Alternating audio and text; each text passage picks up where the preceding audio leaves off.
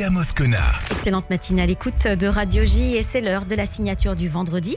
Il s'agit du rabbin Jonas Jacquelin. Bonjour monsieur le rabbin. Bonjour Léa. Vous êtes rabbin de judaïsme en mouvement et aujourd'hui on va parler de ce Shabbat Zachor, le dernier Shabbat avant Pourim. Exactement, on se trouve dans une période de l'année où on a ce qu'on appelle des Shabbatot, des Shabbats particuliers. Et c'est-à-dire qu'en plus de la lecture de la paracha de la semaine, on ajoute quelques versets tirés d'un autre passage de la Torah.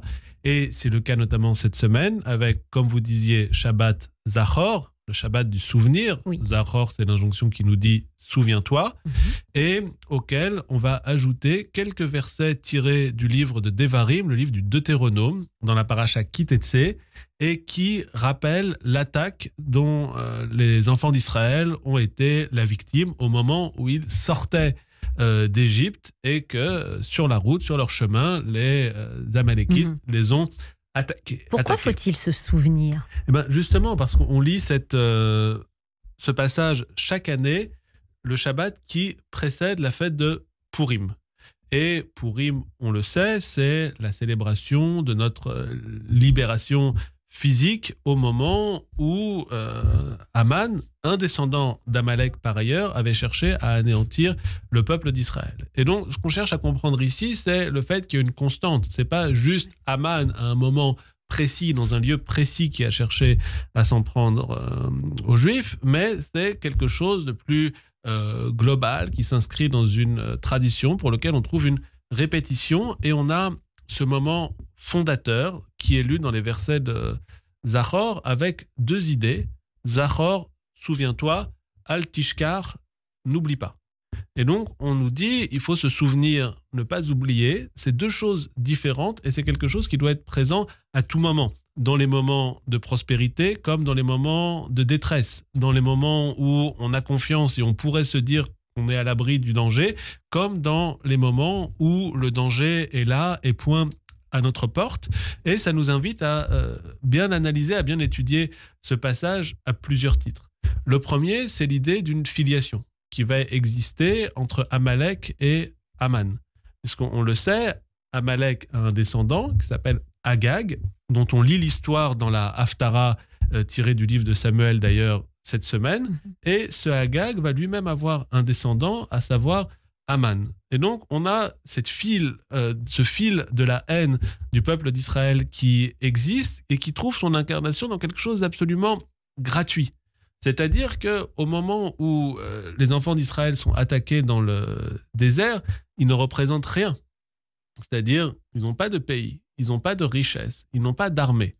On ne cherche pas à s'en prendre à eux pour des questions économiques, pour des questions territoriales. On a affaire à la haine la plus gratuite qui soit. Et c'est quelque chose dont il faut toujours se souvenir, parce que souvent, quand on parle d'antisémitisme hier, d'antisionisme aujourd'hui, peut-être, on va chercher à expliquer la chose pour toute une série de raisons. On va dire, à une époque, c'est parce que les Juifs occupaient des professions liées à l'argent, et donc le fait de s'en prendre aux Juifs, c'est parce que, de manière donnée, dans un moment donné, ils pouvaient représenter les puissances d'argent. Et donc, ça s'explique d'une certaine manière. Aujourd'hui, on pourrait dire, selon certaines lectures, le fait de haïr le peuple juif, le fait de haïr le peuple d'Israël, c'est normal. Ils occupent des territoires qui appartiennent aux Palestiniens et donc on s'en prend à eux, mais c'est pour des questions territoriales. Évidemment, on n'a rien contre les Juifs. On entend ce discours à certains moments. Et ce que vient nous rappeler cette paracha, c'est le fait de se garder de l'illusion selon laquelle ces propos pourraient être vrais. On a quelque chose dans la haine du juif qui est absolument gratuit, qui est rappelé à ce moment-là. C'est le premier élément. Et d'autre part, c'est ce qui existe toujours et qui s'est revu dans l'actualité très récente, c'est la lâcheté souvent de ceux qui s'en prennent aux Juifs, dans la mesure où il n'y a rien de noble, il n'y a rien de chevaleresque dans les attaques qui sont les leurs.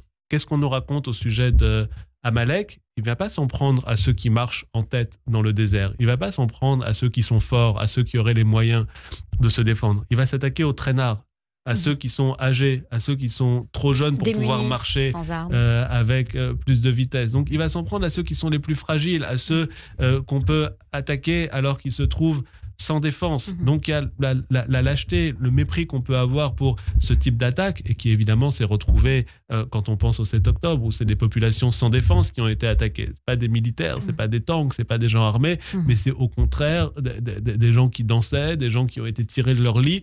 Donc on a affaire à une chaîne, et c'est ce que vient nous inviter à penser la paracha de Zachor, le fait qu'on a une permanence et le fait qu'on doit se garder de toute illusion quant à la haine dont le peuple juif pourrait faire l'objet. Vous dites permanence, vous dites constante. Est-ce que là, la notion centrale, c'est la conscience, encore une fois, et qui est rappelée dans toute la Torah, finalement, être toujours conscient de ce des réalités? Effectivement, Zachor, c'est véritablement la conscience. Zachor, c'est ce qui va nous structurer. Zachor, c'est l'idée du souvenir, et le fait d'être juif, c'est toujours s'inscrire dans une chaîne, c'est toujours s'inscrire dans une mémoire, c'est toujours s'inscrire dans une conscience. Et le fait que, c'est le poète juif allemand Heinrich Heine qui parlait de patrie portative du peuple juif, c'est le fait que, où qu'on soit, quelle que soit l'époque, cette patrie portative, c'est aussi celle de la conscience, celle du fait de savoir qu'on habite dans un pays qui est délimité par les frontières de la mémoire, de la connaissance et du savoir. Mais quand je parlais de conscience, je pensais à garder les yeux ouverts sur les conditions justement qui sont bien propres à notre présent. Même s'il y a cette filiation, même s'il y a ce lien avec l'histoire et avec le passé, il y a en même temps des conditions actuelles qui peuvent nous alerter, et donc peut-être une conscience de ce qui est en train de se jouer, une conscience peut-être que les Israéliens avaient perdu avant le 7 octobre sur les dangers qui régnaient autour de leur pays. Vous n'avez pas tort. Et effectivement, dans les enseignements qui vont être ceux de la fête de Purim ou ceux de la paracha, on a quelque chose qui est lié à l'histoire, à la condition juive, et dans l'aventure sioniste, il a pu y avoir à certains moments l'idée selon laquelle Israël était un État normal pour faire réentrer les Juifs d'une manière, entre guillemets, normale dans l'histoire. Et donc, dans Israël, il y a une continuité avec l'histoire du peuple juif, mais il y avait dans l'esprit des fondateurs aussi l'idée d'une certaine forme de rupture avec le destin juif et le fait de se réancrer dans ce qui pourrait, pour reprendre un autre passage du livre de Samuel, dans quelque chose qui nous ferait ressembler à tous les autres peuples, avec un État comme tous les autres peuples, avec une monnaie, une armée, des frontières comme tous les autres peuples. Et ce que sont venus rappeler les événements de ces dernières années, c'est justement le fait de réaccrocher l'histoire d'Israël à l'histoire du peuple juif dans sa globalité, et de même que Israël est souvent qualifié de juif des nations, le destin juif est incarné aujourd'hui en Israël, et on n'a pas l'épaisseur d'une feuille de papier à cigarette entre les deux. Oui, donc Shabbat Zachor, c'est la paracha de Tetzavé. Il y a un lien peut-être avec la paracha cette semaine. Alors ce qui est intéressant, c'est que dans la paracha de cette semaine, on va parler beaucoup des vêtements du grand prêtre. Oui. Et la manière dont ils s'habillent. C'est pour tous les Juifs qui sont habitués aux affaires de Shmates, on retrouve quelque chose qui est très familier avec les vêtements du grand prêtre. Et ça nous prépare aussi d'une certaine manière à nous rappeler le costume, c'est toujours quelque chose d'important. Et pour Purim, la semaine prochaine, on va être capable de se déguiser et pour dire l'extériorité, c'est quelque chose d'important. Et de même que le grand prêtre avait des vêtements tout à fait particuliers lors de son service, nous, pour Purim, on va, comme lui, être capable de se déguiser d'une manière très différente, parce que lui n'était pas dans quelque chose de carnavalesque, mais venir rappeler que la manière dont on s'habille, ça dit toujours quelque chose de notre âme et de notre profondeur. Donc ce Shabbat nous dira, l'habit fait le moine, si je comprends bien. Merci, monsieur le rabbin. Shabbat shalom à vous. Shabbat shalom.